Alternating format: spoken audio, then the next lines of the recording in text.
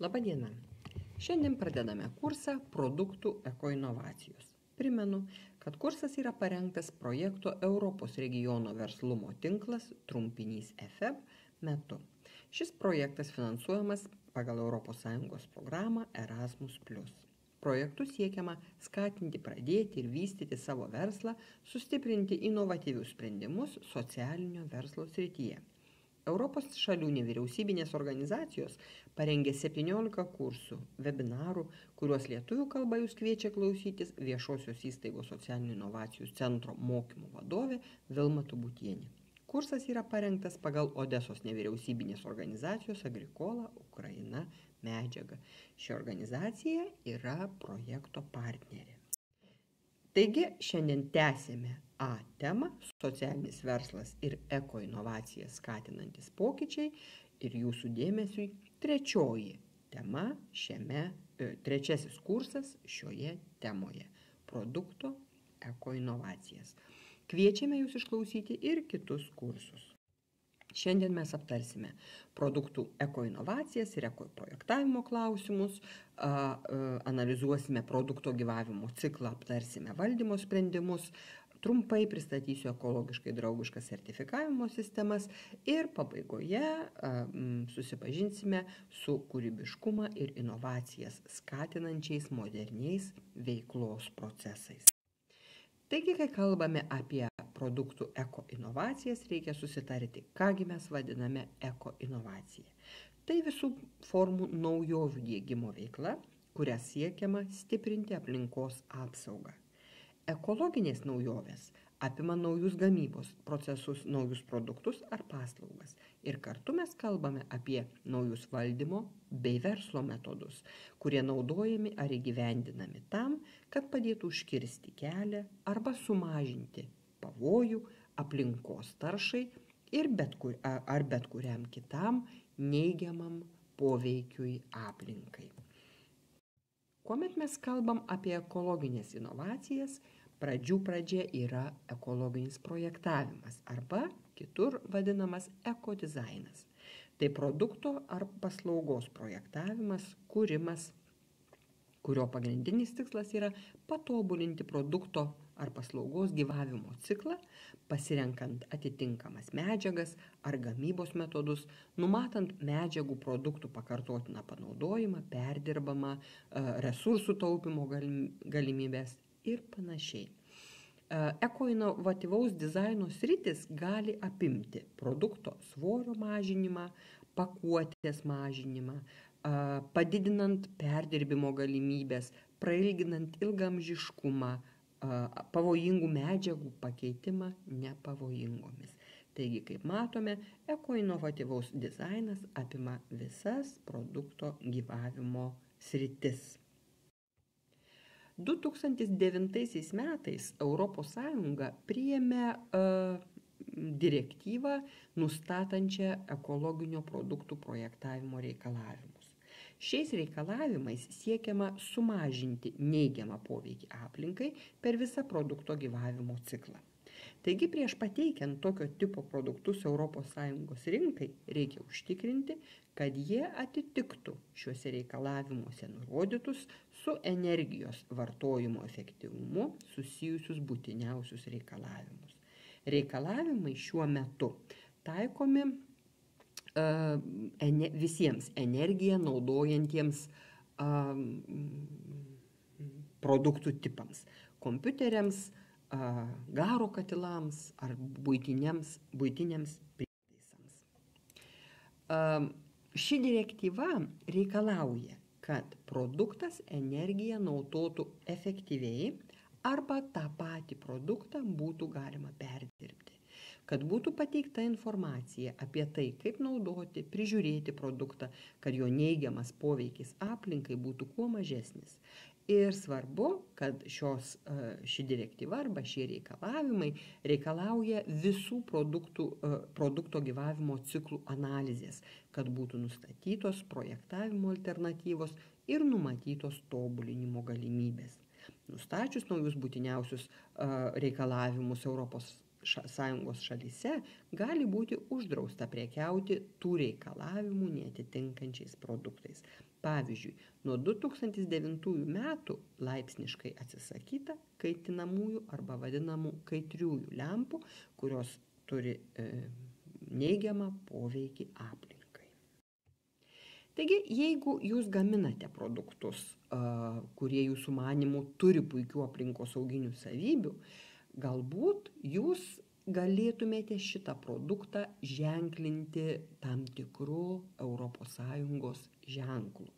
Tai yra ekoinovacijos palaikomos bei stiprinamos naudojant bendrą ekologinį ženklinimą Europos Sąjunga. Daugiau kaip 37 000 ES rinkoje šiuo metu parduodamų produktų yra paženklinti ekologiniais ženklais. Tai reiškia, kad jie atitinka griežtus ekologinius kriterijus. Kuo šie ženklai gali būti naudingi jūsų verslui? Pirmiausia, mes įtikiname vartotoją, klientą, kad mūsų produktai atitinka griežtus ekologinius kriterijus. Tuomet sąmoningi pirkėjai mūsų produktą renkasi mieliau. Šis ženklas yra tikrinamas trečiosios šalies ir jis yra pripažįstamas visose ES šalyse. Ir be jokios abejonės šis ženklas padeda sustiprinti mūsų reputaciją, nes klientai žino, kad mes esame atsakingi ir tausojame aplinką. Kai kurie eko ženklinimų pavyzdžiai jums yra gerai žinomi. Trumpai pristatysiu kelis jų. Pirmasis ženklas, tas eco-label vadinamas ženklas, yra suteikiamas produktams iš 26 kategorijų. Jis suteikiamas po kontrolės, kuomet įsitikinama, kad šis produktas atitinka griežtus aplinkosauginius reikalavimus visame produkto naudojimo kelyje, nuo gamybos, pakavimo, transportavimo, naudojimo ir perdirbimo. Matote žvaigždėmis nuklotą lapą žaliame fone. Tai vadinamas ES organic ženklas. Jis rodo, kad ne mažiau kaip 95% žemės ūkio kilmės produkto sudedamųjų dalių yra pagaminta ekologinės gamybos būdu. Ir produktas atkeliavo tiesiai iš gamintojo ar perdirbėjo sandarioje pakuotėje. Taigi, tai reiškia, kad produktas atitinka oficialios kontrolės reikalavimus, kurie yra labai griežti. Paskutinis ženklas skaidrės apačioje jums turbūt yra gerai žinomas. Tai yra ES energijos etiketė. Šis ženklas paprastai ir aiškiai nurodo įrenginio energetinį efektyvumą nuo geriausio A3+ klasėje iki blogiausio D. Ir kai kada mes galime rasti kelis papildomus parametrus, pavyzdžiui, skleidžiamą garsą, jo lygį, vandens sunaudojimą ar panašiai. Taigi šie ženklai gali suteikti jūsų prekiai ar paslaugai papildomos vertės kliento akyse. Tam, kad pirkėjai būtų suinteresuoti pirkti, naudoti, diegti ekoinovacijas, būtina taikyti kuo įvairesnės marketingo technikas, kurios padeda suteikti vertę produktams projektavimo, pakavimo, sandėliavimo, viešinimo ar kainos srityse. Kadangi ekoinovacijos susijusios su viso produkto ciklo modernizavimu, toliau aptarsime, kokie vadybos sprendimai galimi kiekviename šio ciklo etape. Šiuolaikinėje rinkoje tikrai gausų įvairių prekių ir paslaugų, bet augantis vartotojų poreikiai, sparčiai besivystanti technologinė pažanga ir auganti konkurencija skatina įmonės kurti naujus produktus bei paslaugas, kad patenkintų augančius vartotojų poreikius. Rinkos sąlygomis įsigaliojo nuostata, kad ne tik prekės sukūrimas, pagaminimas, bet ir pardavimas tampa svarbesniu ir vis sudėtingesniu reiškiniu. Todėl esama prekės produkto padėtis jos gyvavimo cikle verčia ir įmonė imtis atitinkamų vadybinių sprendimų, ne tik sustiprinant gamybą, bet ir tam tikroje marketingo strategijoje. Taigi, kaip matome paveiksle, produkto gyvavimo ciklas tai laikotarpis nuo prekės ar produkto atsiradimo iki jos išnykimo rinkoje. ir jis yra suskaidytas į 4 etapus. Pirmasis etapas – įėjimo į rinką etapas. Tai laikotarpis, kai rinkoje pasirodžiusios prekės pardavimo mastas po truputį didėja. Tai prekės įvedimas į rinką. Kitas etapas yra prekės augimo etapas, kuomet įmonė didelėmis pastangomis įstengia įtikinti vartotojus prekės naudingumu ir vis daugiau vartotojų pripažįsta šią prekę.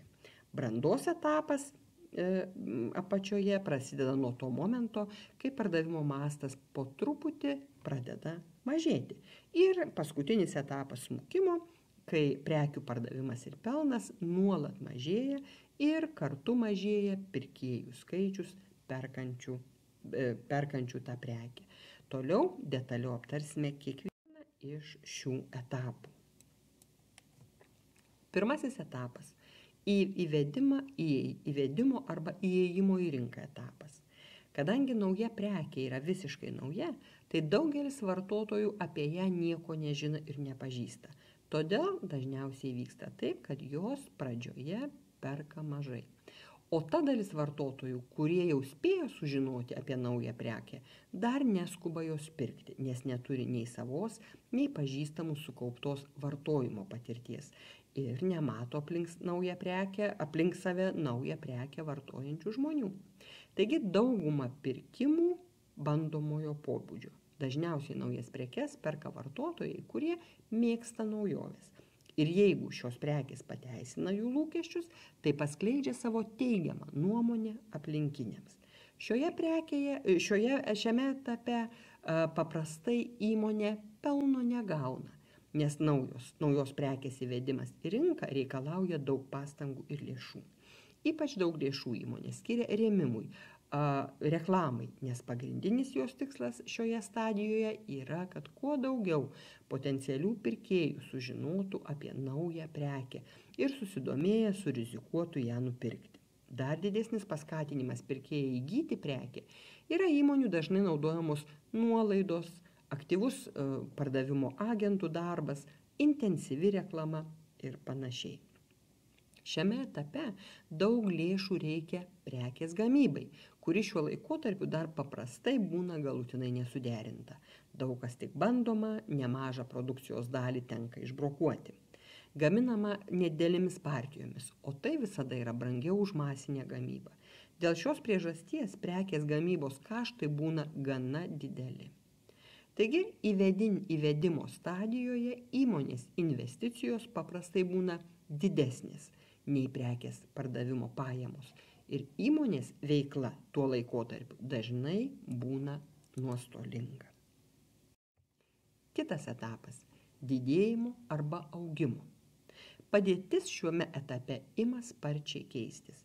Pradeda daugėti pirkėjų, pirmieji pirkėjai perka prekę pakartotinai, galbūt ir didesniais kiekiais.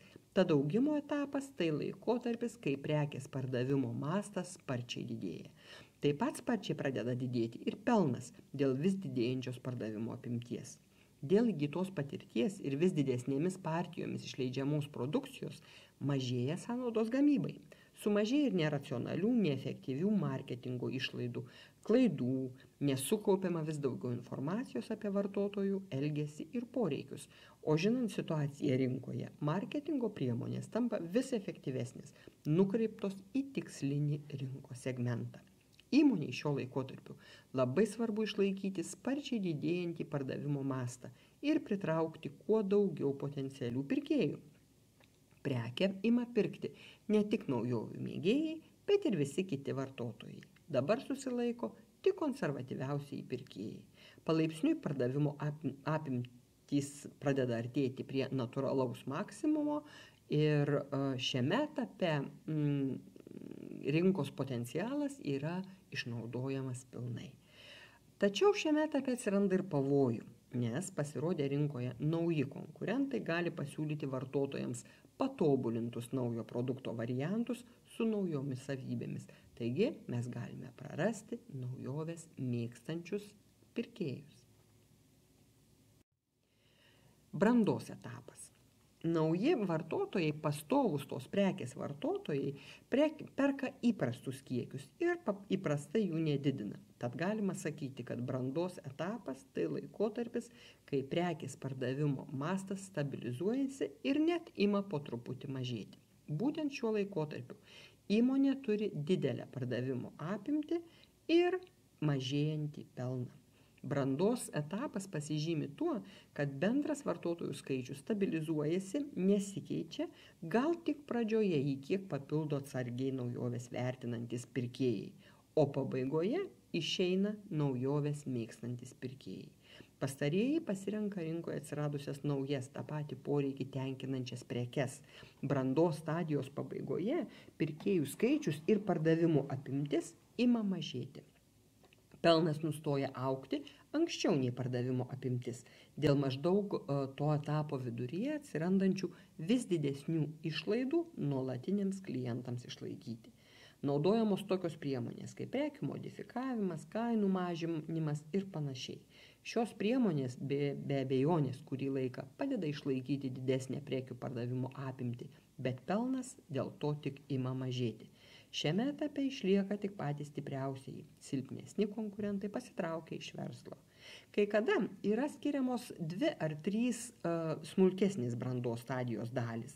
Tai yra šitas etapas dar skirstomas į lėto augimo, stabilumo ir lėto smukimo. Tačiau šių dalių mes giliau neanalizuosime, jos yra svarbios tik planuojant kai kuriuos marketingo veiksmus. Ir paskutinis etapas – smukimas. Pardavimo mastas nuolat mažėja. Ištikimiausiais pirkėjais lieka konservatyviausių pažiūrų klientui, bet ir jų skaičius palaipsniui mažėja. Pelnas pradės mažėti brandos stadijos pabaigoje, toliau mažėja ir šioje stadijoje ir dažniausiai pasiekia nulį. Neretai įmonės net nesiima radikalių priemonių pardavimo apimčiai ar pelnui pakelti. Atvirkščiai, pardavimą nutraukia anksčiau, nei tai tampa nuostolinga. Tuomet prekės gyvavimo ciklas ir baigėsi. Kokiegi sprendimai galimi? Konkurencija kainų mažinimo pagrindų, išlaidų kontrolės griežtinimas, gamybos mažinimas, pasirenkant kitas šakas, netgi pasitraukimas iš šakos. Svarbu nuspręsti, ką toliau daryti su senu produktu, ar nutraukti jo gamybą, ar dar bandyti atgaivinti. Tikslinga palaipsniui atsisakyti silpnų, kabutėse vadinamų silpnų gaminių, mažinti kainas, išlaidas reklamai, mažinti iki lygio reikalingo tik ištikimiausiams pirkėjams išlaikyti. Pasenę produktai reikalauja daug dėmesio iš vadovų ir rinkodaros specialistų. Tačiau ar tikrai verta šitą dėmesį skirti pasenusių produktų išlaikymui rinkoje? Galbūt šitą dėmesį ir energiją bei laiką būtų galima geriau nukreipti į naujų produktų kūrimą. Arba kaip, galvojant apie tai, kaip dar vis pelningus produktus paversti dar pelningesniais. Gyvavimo ciklo vertinimas, mūsų aptarto gyvavimo ciklo vertinimas, suteikia galimybę pagerinti mūsų daromą poveikį aplinkai, kurti ekologinės naujoves, tai yra naujoviškus produktus, draugiškus aplinkai per visą jų gyvavimo ciklą. Tai yra nuo sukūrimo pradžios iki pat gyvavimo pabaigos. Įmonės, norėdamos pasiūlyti klientams pridėtinę vertę, kurie ir platina naujoviškus produktus, kurie per visą gyvavimo ciklą daro tik nedidelį arba itin mažą poveikį aplinkai. Siekdami įvertinti įvairius aplinkosaugos aspektus ir su bet kokiu produktu susijusi galima ilgalaikį poveikį, yra naudojama tam tikra priemonė. Tai yra produkto gyvavimo ciklo vertinimas, angliškai tai vadinama Life Cycle Assessment, o trumpinys yra LCA. Tikslus ir išsamus LCA šiandien yra tvarios gamybos rinkoje plačiausiai naudojamas metodas. Juo apibrėžiamas visapusiškas produktų poveikis nuo apsirūpinimo žaliavomis iki produkto eksploatavimo pabaigos. Kiekviename produkto gyvavimo ciklo etape. Tai yra nuo gamybos, kalbant apie žaliavos, iki mirties kalbant apie produkto išėjimą iš rinkos. Taip pat yra vertinami visi aspektai susiję su poveikiu aplinkai. CO2 emisija, energijos ar vandens sunaudojimas, oro tarša, natūralių žaliavų sunaudojimas, atliekų susidarimas ir panašiai. Bendrosios LCA procedūros aprašytos ISO aplinkos vadybos standartuose. Šis metodas leidžia suprasti, kokį svarbiausią produkto medžiagos ar viso sprendimo poveikį aplinkai būtina užtikrinti. Visų LCA procesų rezultatai naudojami kaip pagrindas, padedantis nustatyti prioritetus, kad būtų nuolat vertinamos paslaugos, medžiagos, produktai, kreipiant dėmesį į jų aplinkosauginį poveikį. Galime teigti, kad ekoinovacijos reikalauja iš vadovų ypatingo dėmesio ne tik asmeninių darbuotojų savybių ugdymui, bet ir tam tikrų darbo procesų modernizavimui. Taigi, kai kalbam apie ekoinovacijas, mes visuomet remiamės kūrybiškų mąstymų ir tam tikrais procesais skatinančiais kūrybinį mąstymą. Galima teigti, kad vienintelė veikla siejanti savyje kūrybą, mokslą ir verslininkystę, tai yra inovacinė veikla. Jos dėka tam tikros žinios, mokslo žinios yra transformuojamos į konkrečius veiksmus, kurie nukreipti į visuomenės keitimą. Todėl inovacinę veiklą tikslinga traktuoti kaip produktyvėją žmonių veiklą, nukreiptą į kokios nors sistemos perėjimą iš žemesnio lygio į aukštesnį. Šio perėjimo tikslas – tenkinti kintančios visuomenės poreikius. Inovacijoms reikalingų žinių gavimas yra tiesiogiai siejamas su moksliniais tyrimais ir plėtra.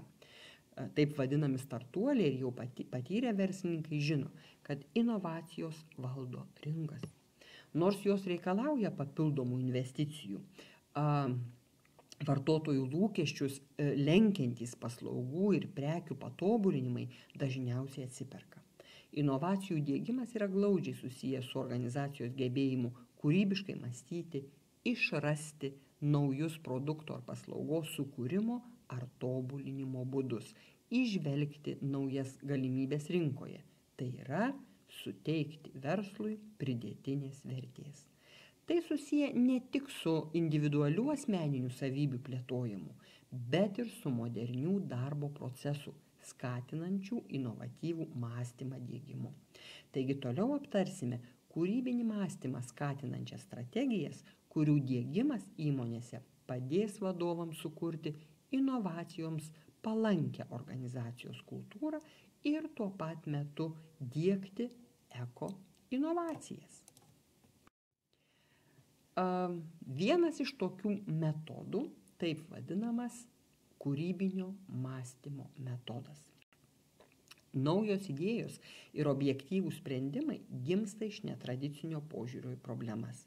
Nusistovėjęs informacijos apdorojimo modelis trukdo pažvelgti naujai. Vienas tokių metodų, jau minėtas kūrybinio mąstymo metodas, skatina į problemas pažvelgti plačiau. Šitas metodas angliškai vadinamas design thinking. Jis gali būti įvardintas kaip vienas radikaliausių būdų pažvelgti į inovacijas kasdienėje aplinkoje. Ir tai ne tik mąstymo būdas, tai ir darbo būdas arba metodiškas ir kūrybiškas problemų sprendimas. Ši metodika reikalauja gerai apgalvoti ne tik fizinę idėjos įgyvendinimo fazę, bet ir visus inovacijos kūrimo etapus – kūrybinio proceso aplinką, eigą, rezultato monitoringą ir sprendimo tobulinimą po jo įgyvendinimo. Viena svarbiausių design thinking arba kūrybinio mąstymo metodo dedamųjų dalių yra empatija. Tai yra sugebėjimas įsijausti į kito vaidmenį. Kito tai yra vartotojo. Aiškus konteksto suvokimas, vartotojų poreikio atpažinimas. Ši empatija yra perpinama su nestandartiniu mąstymu, taip vadinama išeik iš dėžės principu arba thinking out of box. Siekiant organizacijose pasiekti efektyviausių darbo rezultatų, šis metodas gali būti taikomas diegiant 5 svarbiausias problemų sprendimo fazes, kurias jūs matote skaidrėje. Pirmoji fazė tai iššūkio identifikavimas. Tai yra būsimų inovacijos vartotojų poreikių išsiaiškinimas. Antroji fazė tai yra iššūkio apibrėžimas. Tai yra situacijos suvokimas ir situacijos interpretacija. Kuomet struktūruodami problemas, mes galime jomis pasinaudoti kaip galimybę rasti kūrybingus sprendimus. Tai yra taikomas toks metodas. Pirmiausiai nustatomi tikslinio vartotojų poreikiai, konkrečios jų patenkinimo sąlygos planuojamos prekės ar paslaugos atžvilgių. Tyrimo metodų šiems poreikiams nustatyti galima rasti pačių įvairiausių: apklausos, stebėjimai, dažna sąveika su vartotojais. Tyrimą atliekantis asmenys empiriškai tyria aplinką patys ir stebi ar bendrauja su vartotojais. Šioje fazėje galima atrasti silpniausias gaminio ar paslaugos vietas. Tai yra išsiaiškinami galimi vartotojų lūkesčiai, atsakoma, kiek vartotojas jau yra pasirengęs mokėti už prekę ar paslaugą ir ką dar reikėtų pakeisti, kad jis norėtų mokėti daugiau. Svarbu struktūriškai matyti vartotoją, atsižvelgiant į jo amžių, socialinį statusą, lytį, poreikius ir pastebėti, kiek šis pasirinkimas platus, bei kokios grupės vartotojas mums yra pats vertingiausias. Galutinės išvados atliekant iššūkio apibrėžimą turi būti lakoniškos, konkrečiai išgryninančios problemą bei uždavinius, kur ir kodėl ją reikia spręsti. Antrasis etapas tai yra trečiasis etapas – idėjų generavimas. Kuo didesnės galimų sprendimų įvairovės kūrimas. Šiame etape remiamasi prieš tai atlikto tyrimo duomenimis ir siekiama rasti sprendimą atitinkantį vartotojų reikalavimus. Tai iškeltos problemos analizė ir galimų sprendimų paieškos kelias. Šiame etape reikia kuo plačiau pažvelgti į turimą problemą ir šis metodas siūlo jungti skirtingų sričių kūrybinius atstovus, gaminio atstovus, rinkodaros specialistus, platintojus ir panašiai. Tokiu būdu kiekvienas prisideda savo turimomis žiniomis, unikalia patirtimi, autentiškomis įžvalgomis. Dažnai vienu iš kūrybinių dirbtuvių grupės dalyvių gali tapti ir vartotojas arba priešingai, su atitinkama preke ar paslauga dar nieko neturintis bendro asmuo. Kuo platesnis požiūris, kuo įvairesni klausimai, tuo didesnė atsakymų erdvė ir gilesnis kūrybiškumas, ieškant į vartotoją orientuotų sprendimų. Toliau seka eksperimentavimas. Tai yra prototipų kūrimas, kuomet mes sprendimams jau suteikiame formą, kuri mums leidžia perteikti kitiems esminės šio mūsų sprendimo savybės. Sukurtus sprendimus būtina išbandyti ir patikrinti jų praktinį veikimą, suvokti gaminio ar paslaugos esmę, išgryninti vertę, pastebėti trūkumus ar sujungti bei supaprastinti atrastas galimybes. Tradiciškai ši fazė vykdoma profesionalių dizainerių ar inžinierių, bet verta įtraukti ir bendrąją kūrimo grupę, kuri prieš tai ieškojo koncepcijos, kaip atitinkamo gaminio ar paslaugos atžvilgių įtikti vartotojui. Pagrindinis tikslas – kuo anksčiau patikrinti, kokios galimos vartotojų reakcijos.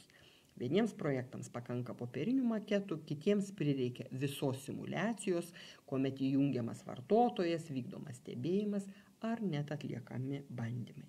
Ir paskutinis šio kūrybinio mąstymo metodo etapas tai yra rezultatų įvertinimas ir testavimas. Išsiaiškinama, kas veikia, o kas ne, tam, kad sprendimus būtų galima patobulinti. Praktiškai patikrinus priimtos koncepcijos veiksmingumą ir įsitikinus, jog tai iš tiesų teigiamai paveiks vartotoją, svarbu įsigilinti į prekę ar paslaugą siūlančios bendrovės veiklos strategiją ir nuspręsti, ar tikslinga taikyti tam tikrą sprendimą. Plėtoti net ir geriausią gaminį ar paslaugą nebus tikslo, jei nepriimtina jo kaina rinkoje. Šioje fazėje kūrybinio mąstymo procesas apima techninė gaminio gamyba ar paslaugai reikalingos infrastruktūros kūrimą, numatomos sąnaudos, apskaičiuojamos potencialios pajamos ir net numatomos susijusios rizikos. Kitas metodas – Lean, apie kurį tikriausiai esate girdėję. Tačiau Lean filosofija jinai nėra vien tik tai kaip mokymosi metodas. Tai iš tiesų yra tam tikras visos veiklos modernizavimas. Taigi Lean filosofiją aiškiname kaip lankstus, taupus, efektyvus verslo valdymas. Versle dar labai dažnai egzistuoja požiūris, kad inovacijos yra daugiau techninio, technologinio pobūdžio. Ir šiuo požiūriu remdamiesi įmonių vadovai dažnai koncentruoja dėmesį į įrengimo atnaujinimą ar darbo vietų gerinimą. Tačiau verta analizuoti ir procesus, kurie lemia vienokius ar kitokius pasiekimus.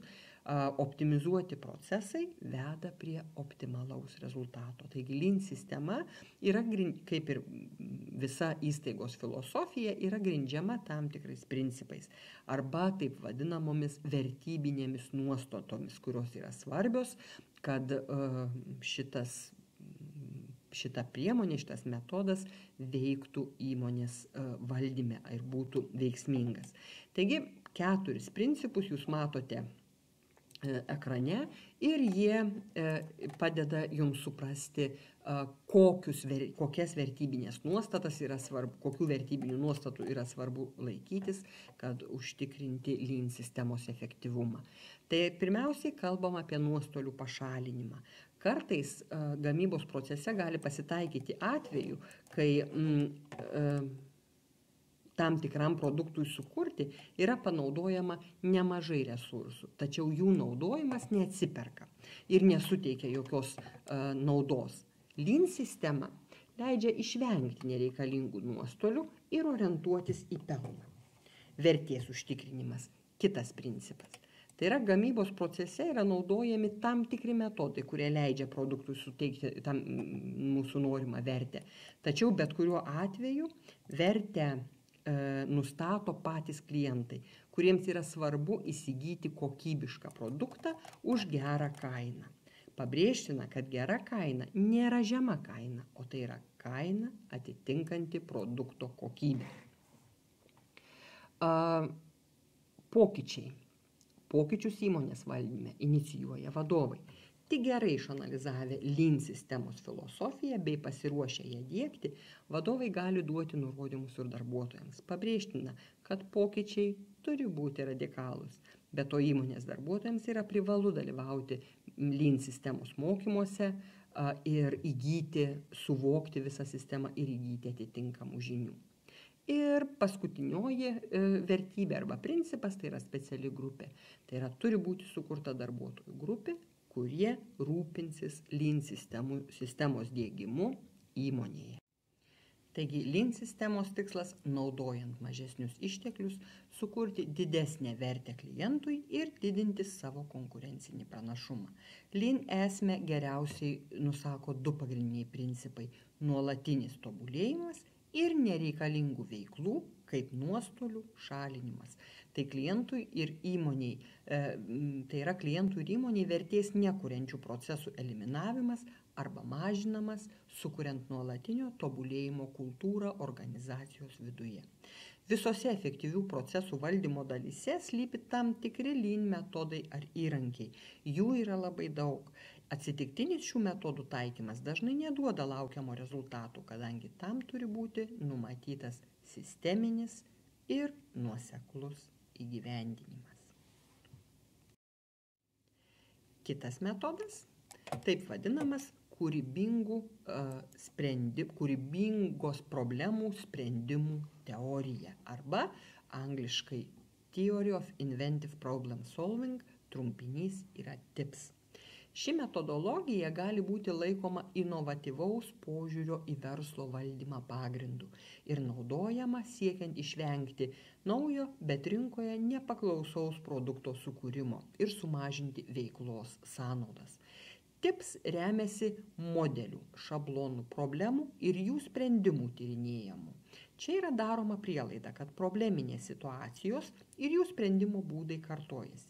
Taigi, išradybos problemų kyla tada, kai viename objekte, sistemoje ir situacijoje atsiranda prieštarangi reikalavimai. Pavyzdžiui, puodelis turi būti lengvas ir mažas, kad būtų patogu įnešti, bet kartu stiprus ir pakankamai didelis, kad būtų patogu iš jo gerti skysčius. Tam, kad būtų išspręsta problema, privaloma pašalinti visus atsirandančius prieštaravimus. Kai visi atvejo prieštaravimai būna eliminuoti, išradybos problema tampa išsprendžiama.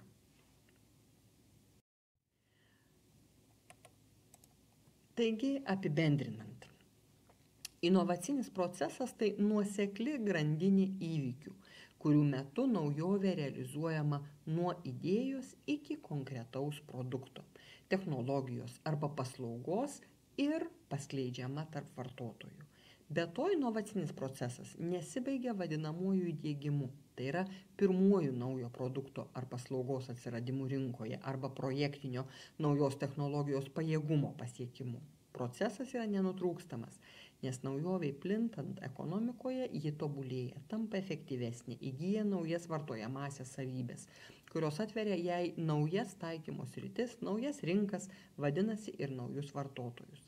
Inovatyvi organizacija tai įmonė, kuri diegia, formuoja inovacijas. Įdiegus inovaciją tokia įmonė ir toliau ieško galimybių bei kuria planus, ką reikėtų atnaujinti ateityje. Siekdama būti inovatyvi, organizacija diegia gerai struktūruotus inovacijų procesus ir sukuria mokymosi mechanizmus, įgalinančius pertvarkyti inovacijų procesus pagal planuotą strategiją. Šis kelias gali būti padalintas į dvi dedamąsias, kurias jūs ir matote savo skaidrėje. Vienas jų tai yra praktinis naujovės naudojimas ir su juo susijęs naujos patirties ir naujo žinojimo įgijimas. Kitas – eksperimentavimas ir tolimesnių pokyčių paieška. Pirmasis kelias arba pirmasis mechanizmas priemonių rinkinys užtikrina inovacijos adaptavimą organizacijos kontekste. Antrasis sukuria galimybės permastyti, nuolat pergalvoti organizacijos veiklą ir diegti papildomas inovacijas, naujas praktikas. Tai yra nuolat atsinaujinti. Dėkojame Jums už dėmesį. Tikimės, kad šis kursas suteikia Jums naujų žinių, kurias Jūs pritaikysite savo praktinėje veikloje, tobulinandami arba kurdami savo verslą ar diegdami inovatyvius sprendimus į socialinį verslą. Laukiame Jūsų kituose webinaruose. Dėkojame už dėmesį ir iki pasimatymo.